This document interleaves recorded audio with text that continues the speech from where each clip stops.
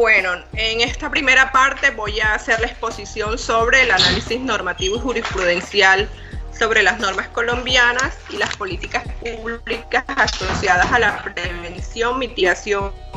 y adaptación al cambio climático, teniendo en cuenta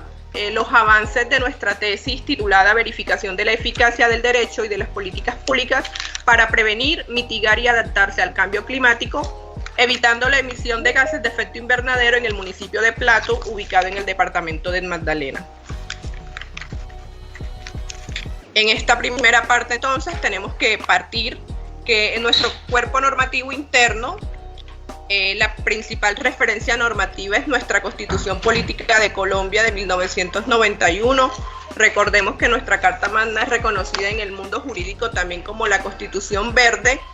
entre otros aspectos, porque tiene un capítulo dedicado a la protección del medio ambiente y porque establece unos deberes especiales al Estado colombiano para la protección de la diversidad e integridad del medio ambiente. En este momento también les quiero decir que hay que recordar que Colombia es uno de los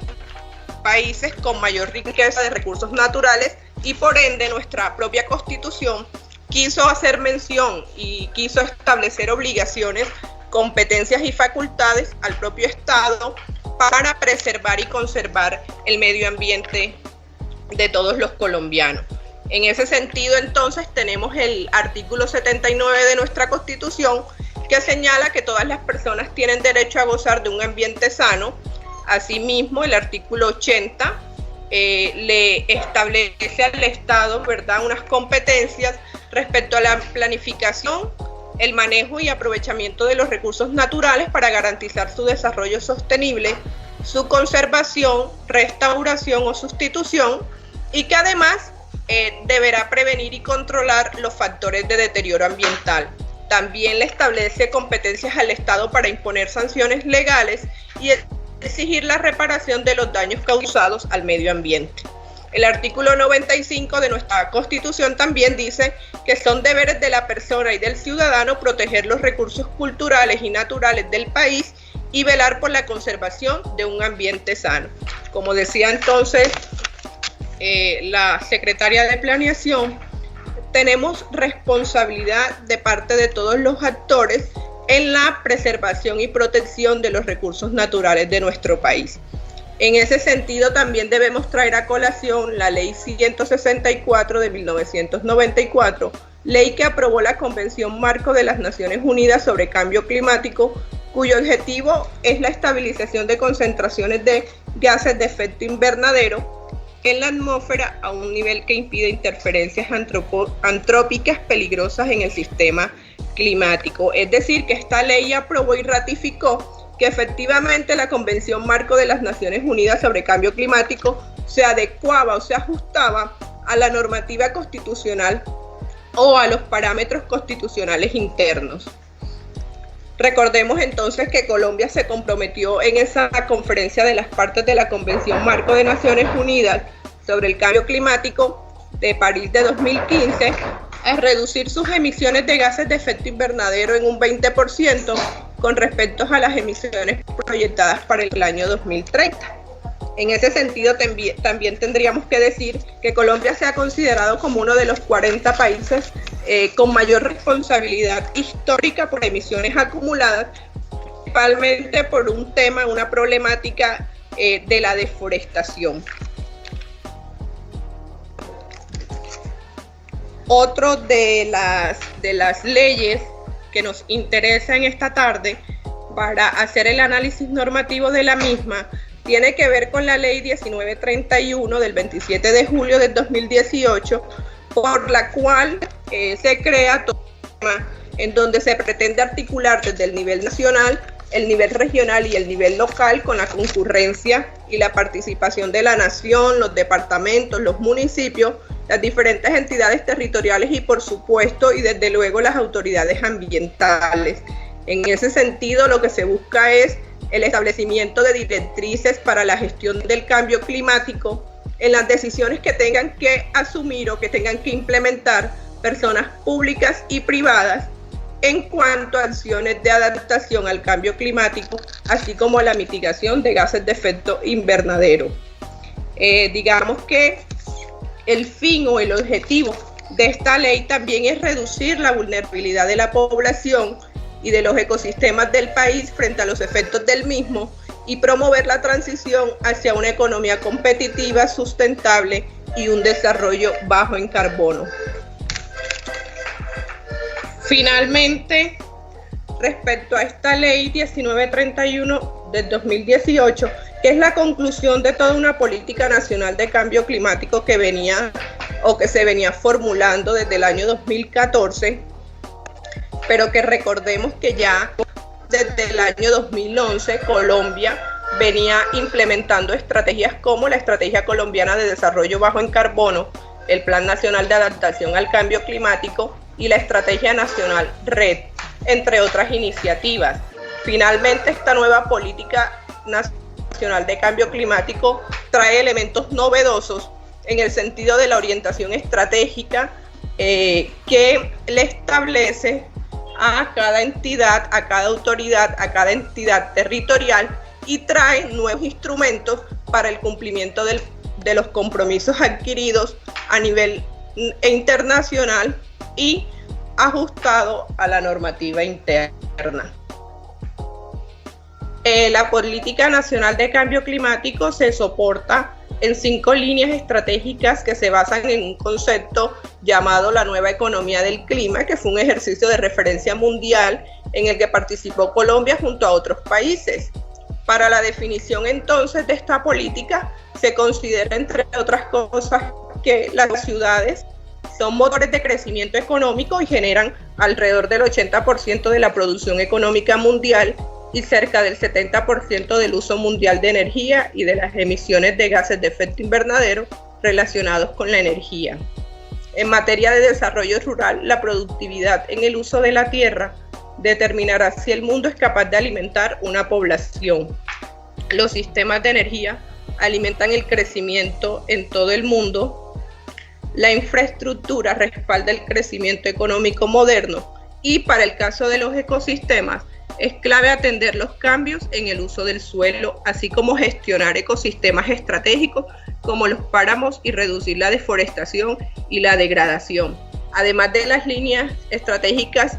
que anteriormente mencioné, la Política Nacional de Cambio Climático también se soporta bajo 4 líneas instrumentales enumeradas y anunciadas a continuación. La primera, planificación de la gestión del cambio climático. La segunda línea, información, ciencia, tecnología e innovación. La tercera línea es la educación y la cuarta línea es la financiación e instrumentos económicos. Entonces, en cuanto a la implementación de la Política Nacional de Cambio Climático, es precisamente atender todas las realidades de nuestro país, desarrollando acuerdos construidos a nivel nacional, a nivel regional y a nivel local, y sobre todo estar a la altura de los desafíos que se están presentando en cada territorio. Siguiendo con el cuerpo normativo, traemos a colación también el decreto 926 de 2017. Recordemos que este decreto tiene por objeto reglamentar el procedimiento para hacer efectiva la no causación del impuesto nacional al carbono, que a su vez fue creado por el artículo 221 de la ley 1819 de 2016, en respuesta a la necesidad del país de contar con instrumentos económicos para incentivar el cumplimiento de las metas de mitigación de gases de efecto invernadero a nivel nacional. Hasta aquí entonces tenemos un cuerpo normativo estructural considerado entonces de gran relevancia para la normativa medioambiental. Ahora mismo procederé entonces al análisis jurisprudencial sobre normas colombianas y políticas públicas asociadas a la prevención, mitigación y adaptación al cambio climático. Antes de proceder a la exposición de jurisprudencia interna, en esta diapositiva también quiero comunicarles que se encontraron dos sentencias a nivel internacional que vuelve a colocar esta problemática del cambio climático en la discusión de, por ejemplo, en Cataluña, el Tribunal Constitucional, en razón de que el mismo Estado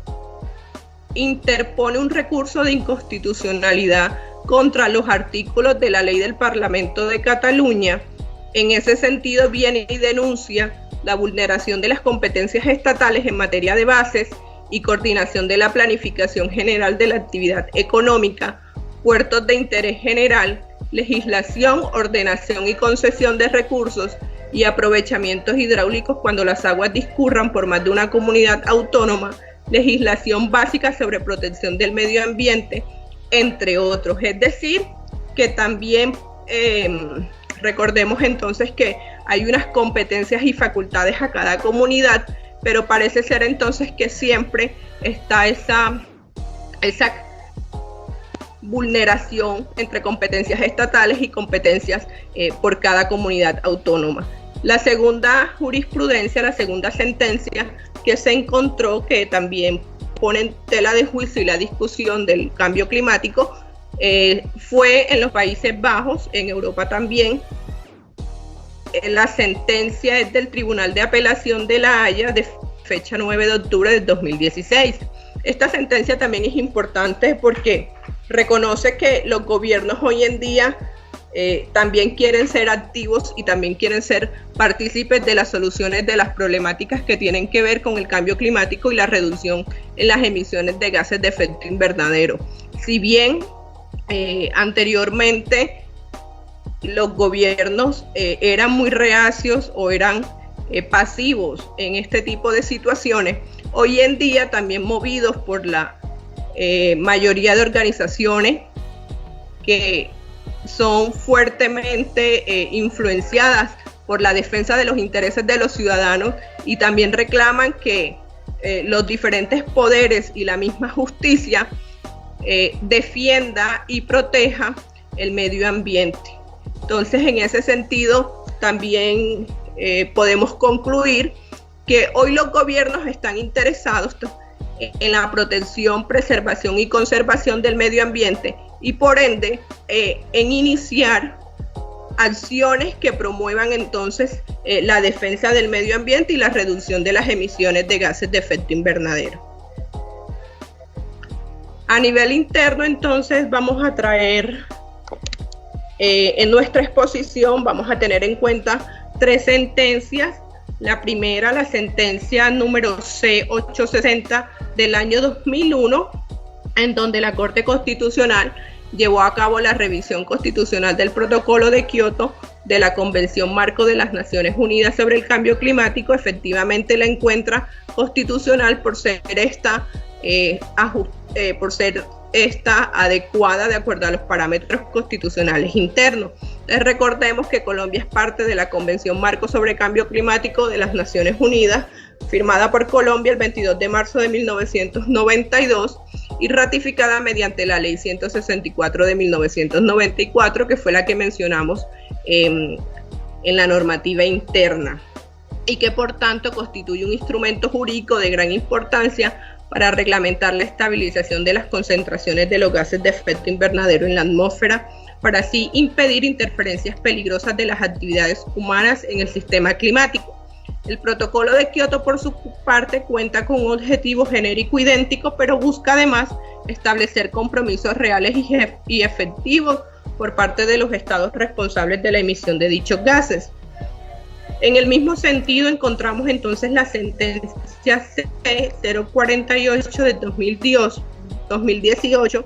por la cual se ratifica que el Acuerdo de París se ajusta a nuestra Constitución política, ya que destaca la Corte que lo contenido en este instrumento efectiviza los fines esenciales de la Constitución en protección del derecho a contar con un medio ambiente sano y atiende los mandatos constitucionales que se concretan con la adquisición de compromisos internacionales regidos por principios de conveniencia nacional, reciprocidad, equidad y soberanía nacional.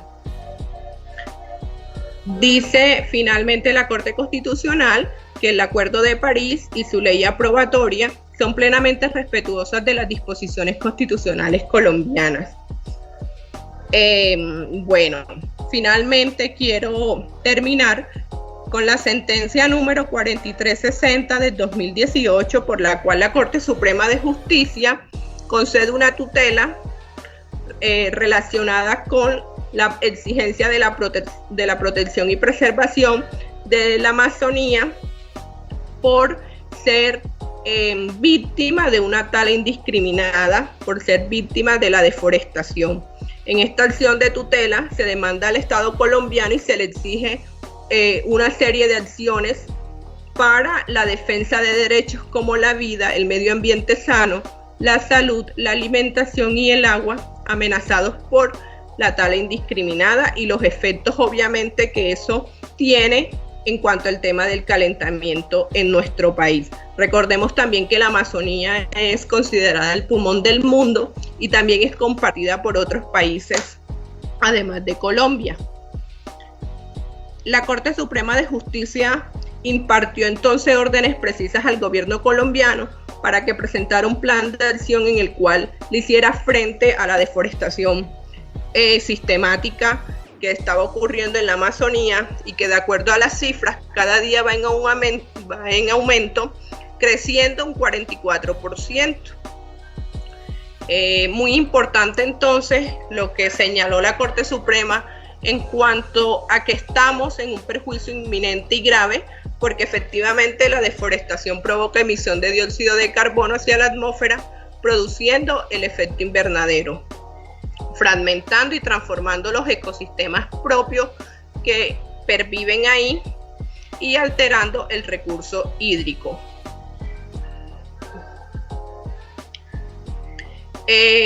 Bueno, también esta sentencia es importante y tiene mayor relevancia, pues considera que la Amazonía es un sujeto de derechos y que por ende debe ser protegida por el Estado colombiano. Como les decía también, recordemos que esta es un ecosistema importante para América Latina y el mundo, y entonces en ese sentido también la Corte Suprema, al igual que la Corte Constitucional en el año 2016, había reconocido al río Atrato también como sujeto de derechos con miras a garantizar su conservación y protección. En ese sentido, entonces,